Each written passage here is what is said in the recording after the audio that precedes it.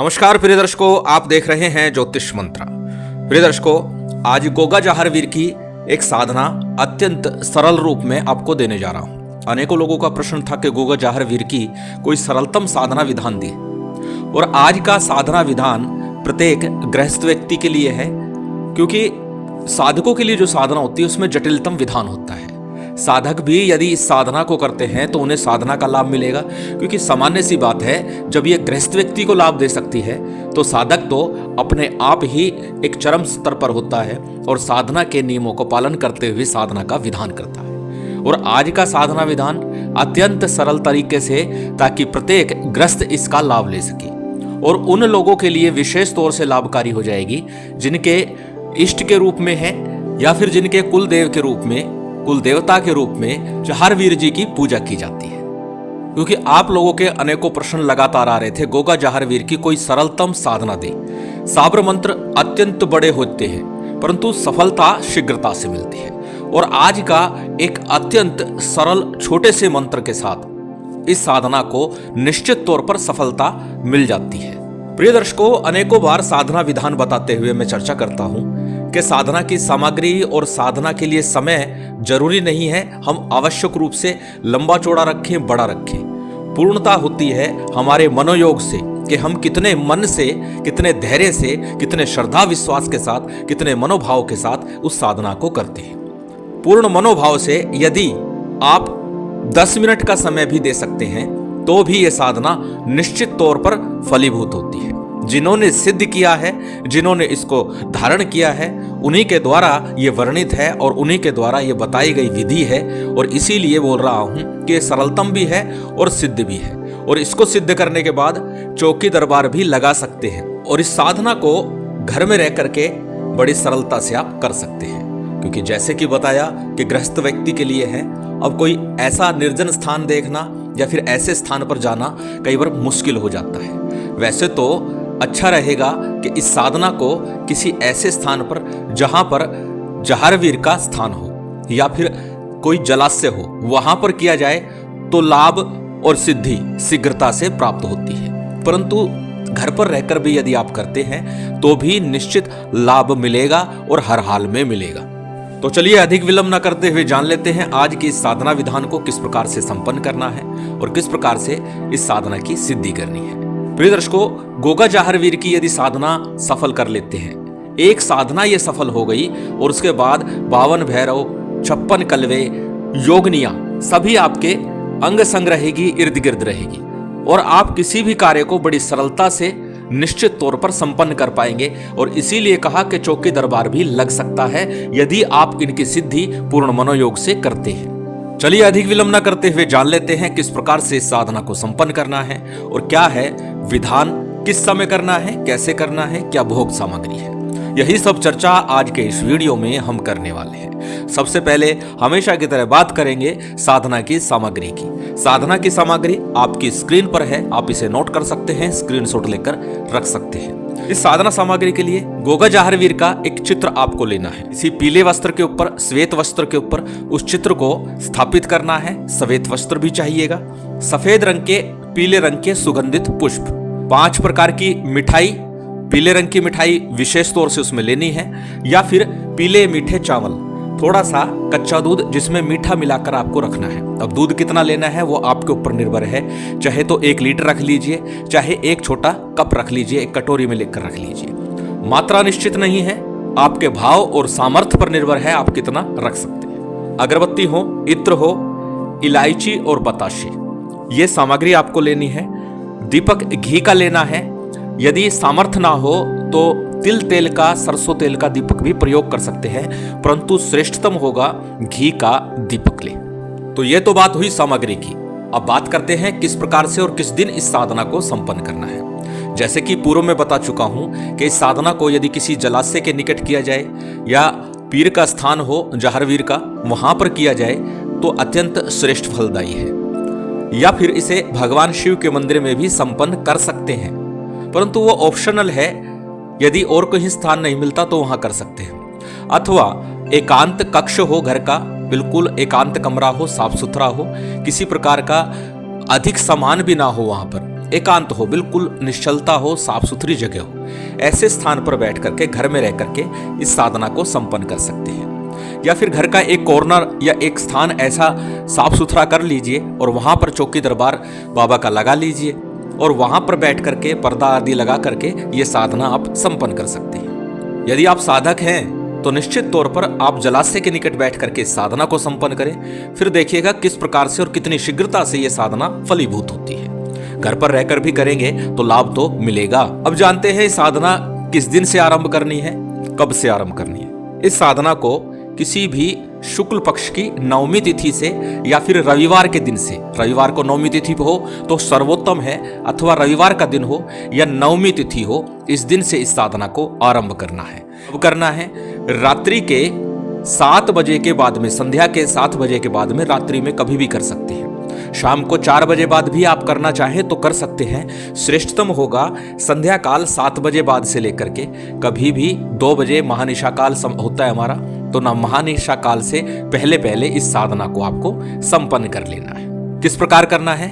जिस दिन भी आप साधना आरंभ करेंगे उस दिन पहले एक डोने के अंदर मीठे पीले चावल ले या फिर 5 प्रकार की मिठाई ले, 5 अगरबत्ती ये आपको लेनी है और ले जाकर के किसी जलाशय के निकट रख के आनी है। वहां पर अगरबत्ती लगानी है और वो चावल वहां रख करके आने या मिठाई लिए वो रख करके आनी है। या फिर ऐसे स्थान पर जहां पर जहारवीर बाबा का स्थान हो वहां पर रख करके आनी है और निवेदन करना है कि मैं आपको अपने घर में आमंत्रित कर रहा हूं या फिर मैं आपकी साधना कर रहा हूं, सिद्ध करना चाहता हूं। आप मेरे हर कार्य में सहयोग देने के लिए आप मेरे साथ रहें, मेरे पास आएं या मैं आपका आह्वान करता हूं। इस प्रकार का मनोभाव निवेदन आपको करना है। और अक्सर प्रत्येक साधना सिद्धि के समय मैं बताता हूं कि जब भी कोई साधना करे उस देवी देवता के मंदिर में कुछ भोग सामग्री अर्जी स्वरूप भेंट अर्पण कीजिए, प्रार्थना कीजिए कि साधना और सिद्धि सफलता से प्राप्त हो और साथ ही साथ किसी प्रकार की विघ्न बाधा ना आए। और ये भोग सामग्री आपको शाम को 4 बजे के बाद ही देनी है। शाम को 4 बजे बाद से 7 बजे के मध्य में किसी जलाशय के निकट रख करके आनी है। संध्या काल, रात्रि काल में जब आप घर में साधना करेंगे तो आपका मुख पूर्व दिशा की तरफ होगा या फिर उत्तर दिशा की तरफ होगा। दोनों ही दिशाएं उपयुक्त हैं और श्रेष्ठ हैं। किसी भी तरफ मुख करके बैठ जाइए। आसन पीले रंग का हो, साफ स्वच्छ आसन हो, कमल का पीले रंग का आसन हो या ऊन का पीले रंग का आसन हो, उसके ऊपर विराजमान हो जाइए। अपने समक्ष किसी चौकी अथवा पट्टे के ऊपर पीला अथवा श्वेत वस्त्र बिछा करके गोगा जहारवीर का चित्र लगाइए और एक जलपात्र अपने सम्मुख रखिए। सबसे पहले हमेशा की तरह शुद्धि आचमन कीजिए और फिर दीप प्रज्वलित कर लीजिए। जो दीपक आपने रखा हुआ है, घी का है अथवा तेल का है, उसे प्रज्वलित कर लीजिए। इसके बाद संकल्प कीजिए। संकल्प में अपना नाम, अपना गोत्र, उस दिन का तिथिवार नक्षत्र बोलना है, उस स्थान का नाम बोलना है जिस स्थान पर रह करके आप साधना कर रहे हैं, अर्थात गांव का अथवा शहर का नाम भी बोला जाता है। तो अपना संकल्प बोलिए कि मैं आपकी सिद्धि कर रहा हूं, आप हमारे घर में आइए और हर प्रकार से हमारे घर में धन धान्य की वृद्धि हो, कार्य की सिद्धि हो। इस प्रकार का मनोभाव संकल्प में रखना है और संकल्प का जल, अक्षत, पुष्प इत्यादि जो दाहिने हाथ में आपने लिया है वह किसी थाली प्लेट में अथवा गणेश जी के सम्मुख अर्पित कर देना है। इसके बाद में सबसे पहले हमेशा की तरह गणेश जी का, गुरु का, कुलदेव, पितृदेव, स्थान देव, इस सामान्य सा पंचोपचार रीति से पूजन प्रत्येक साधना सिद्धि विधान में मैं बताता हूं और निश्चित करना चाहिए, जिससे कि साधना के मार्ग में आने वाली विघ्न बाधाएं शांत हो और साधना सिद्धि में पितृ कुल देव आदि हमारी सहायता करें। इसलिए साधना विधान के समय अक्सर बताता हूं। पंचदेवों के पूजन के उपरांत में गोगा जहारवीर का पूजन आपको करना है। अब जो आपने दूध रखा है और जो भोग मिठाई है वो अंत में देनी है। जब आप पूजन करेंगे उस दौरान बताशे और इलायची का भोग अर्पित कीजिए पूजन के दौरान। जब आपका पूजन संपन्न हो जाए भैरव जी का भी सामान्य आह्वान पूजन कर लीजिए, क्योंकि अनेकों बार बताता हूँ भैरव जी दिशाओं के रक्षक हैं, क्षेत्रपाल कहलाते हैं। उनका पूजन भी अनिवार्य रूप से कर लीजिए। सभी का पूजन जब आप संपन्न कर ले तो सबसे पहले एक माला गणेश मंत्र की आपको करनी है और एक माला गुरु मंत्र की। यदि गुरु नहीं है, गुरु दीक्षा नहीं ली है, तो आपको भगवान शिव के ओम नमः शिवाय इस पंचाक्षरी मंत्र का जप करना है, या फिर गुरु गोरखनाथ के ओम गुरु गोरक्षनाथाय नमः इस मंत्र का जप करना है एक माला का, या फिर हमारे गुरुदेव द्वारा दिया गया गुरु मंत्र ओम परम तत्वाय नारायणाय गुरुभ्यो नमः इस मंत्र का जप भी कर सकते हैं गुरु मंत्र के रूप में। इसके बाद जो आज का मूल मंत्र है, इसकी 11 माला यदि आप कर सके तो श्रेष्ठतम है, अथवा जितना संभव हो, क्योंकि आरंभ में ही मैंने कहा कि चाहे 10 मिनट करना, पूर्ण मनोभाव से करना। पहले दिन और अंतिम दिन आपको पूजन विधान करना है पंचोपचार रीति से।